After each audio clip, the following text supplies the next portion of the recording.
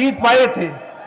उस स्थिति में राजस्थान की कांग्रेस की संगठन की बागडोर पायलट साहब को संभलवाई थी और पायलट साहब ने 5 साल तक जो संघर्ष किया उसका वर्णन पूरा करूं इतना समय नहीं है, लेकिन आप सब लोगों को पता है किस प्रकार से 5 साल उन्होंने पूरे राजस्थान में गांव-गांव, ढाणी-ढाणी, घर-घर घूम करके कांग्रेस को मजबूत करने का काम किया।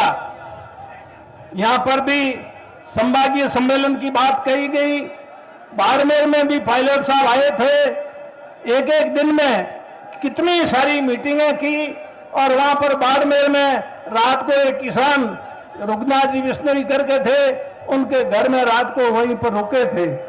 और उसके बाद में हमारे पास में ही, पड़ोस में ही, हमारे यहाँ भी और सांचौर में, बाड़मेर और जालोर जिले में जब बाढ़ आई थी तो उस समय लगातार 1 हफ्ता से ज्यादा वहां पर रुके थे एक होटल में, कुशल होटल, और रुक करके फिर राहुल जी का भी प्रोग्राम बनाया। राहुल जी भी वहां आए। तो इस प्रकार वो उन्होंने जालोर और बाड़मेर जिले में लगातार 7 दिन तक वहां पर डटे रहे। इस प्रकार अगर पूरे राजस्थान की उनके 5 साल की जो कांग्रेस को मजबूती में योगदान रहा उसका मैं वर्णन करूं इतना समय नहीं है, लेकिन उसका परिणाम आप लोगों ने देखा। 2018 के जो विधानसभा चुनाव हुए तो उसमें वापस कांग्रेस सत्ता में आई और वो आप सब लोगों के सहयोग से, आप सब लोगों के आशीर्वाद से, आप सब लोगों की मेहनत से आप लोगों ने साथ दिया। लेकिन उसके बाद में जो स्थिति हुई वो सब आपके सामने है, मुझे कहने की जरूरत नहीं।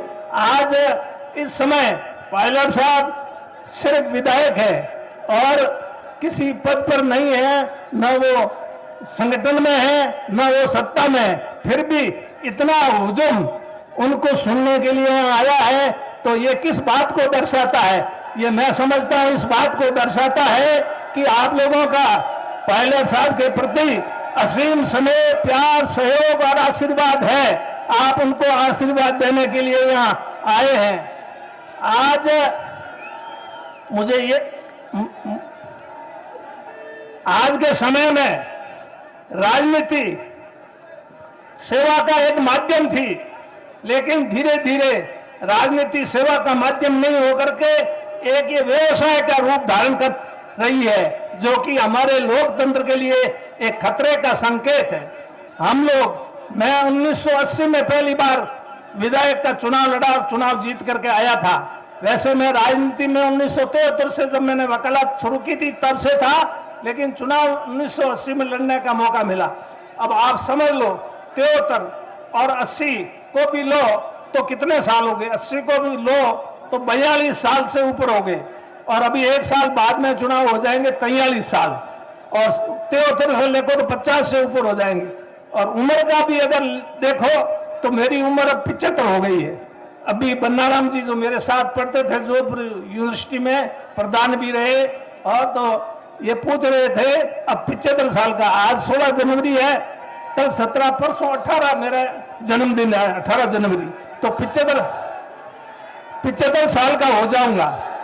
फिर भी मैं